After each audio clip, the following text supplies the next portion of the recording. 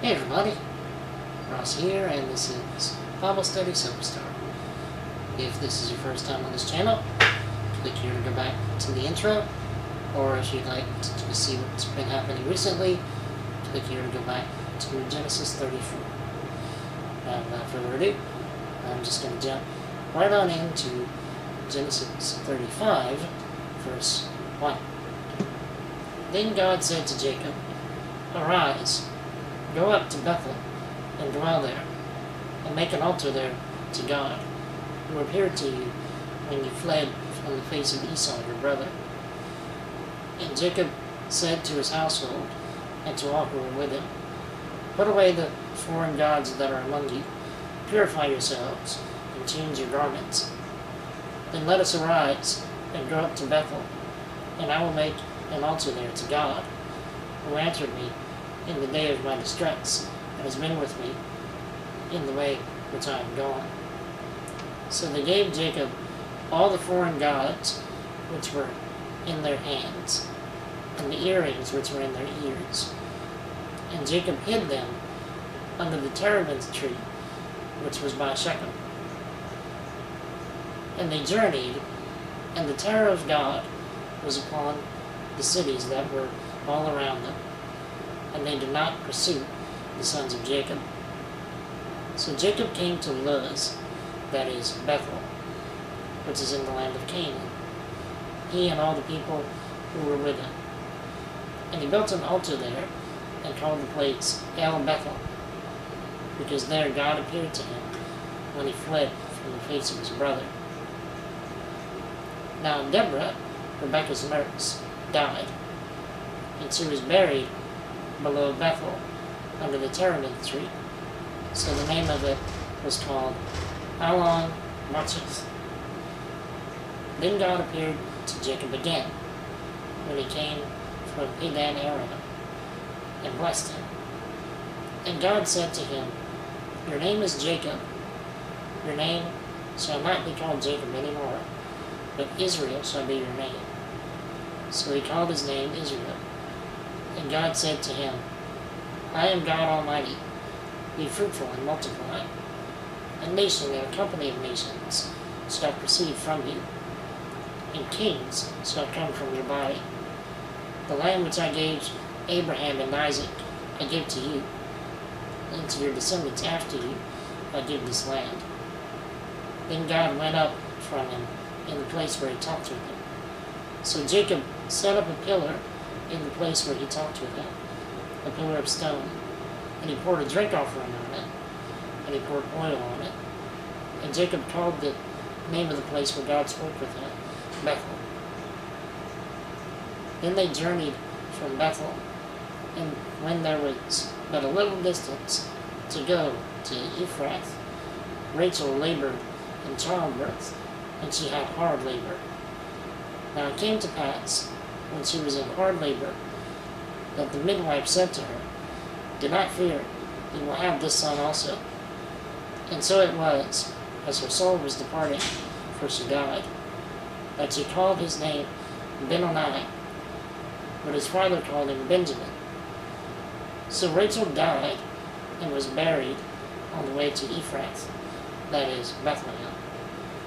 And Jacob set a pillar on her grave, which is the pillar of Rachel's grave to this day. Then Israel journeyed, and pitched his tent beyond the tower of Eder. And it happened, when Israel dwelt in that land, that Reuben went and lay with Bilhah, his father's concubine, and Israel heard about it. Now the sons of Jacob were 12, and the sons of Leah were Reuben, Jacob's firstborn, and Simeon, Levi, Judah, Issachar, and Zebulun. The sons of Rachel were Joseph and Benjamin. The sons of Bilhah, Rachel's maidservant, were Dan and Naphtali. And the sons of Zilpah, Leah's maidservant, were Gad and Asher. These were the sons of Jacob, who were born to him in Padan Aram. Then Jacob came to his father Isaac at Mamre, or Kirjath Arba, that is, Hebron, where Abraham and Isaac had dwelt. Now the days of Isaac were 180 years. So Isaac breathed his last and died, and was gathered to his people, being old and full of days. And his sons Esau and Jacob buried him. Alright, considering how Genesis 34 ended, it's no wonder God told Jacob to pack up and leave. The fact that Jacob had to tell his household to put away their false gods and idols lets us know that Jacob had acquired foreign servants who had not embraced God and thus not put away their idols in their home.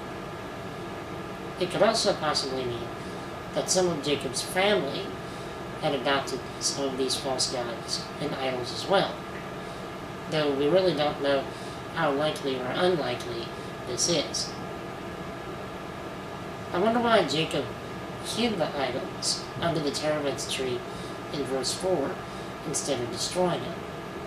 It's a random question, I know, but let me know what you think in the comments.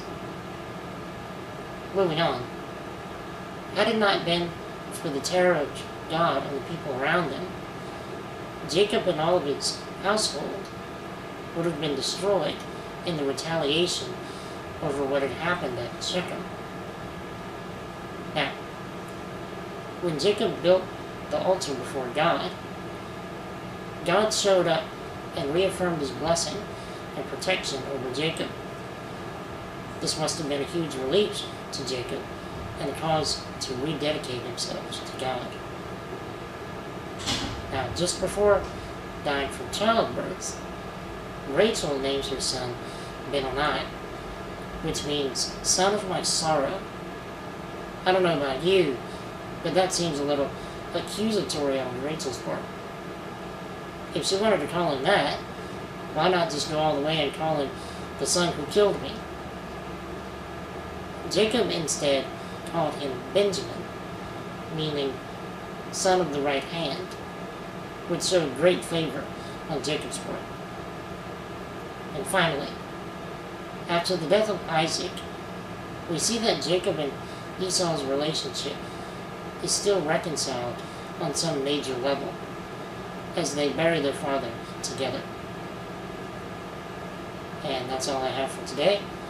Thanks for watching. If you have any comments, feedback, or suggestions, leave them down below in a video response or in the comments. Thanks again for watching, and I will see you all soon in Genesis 36.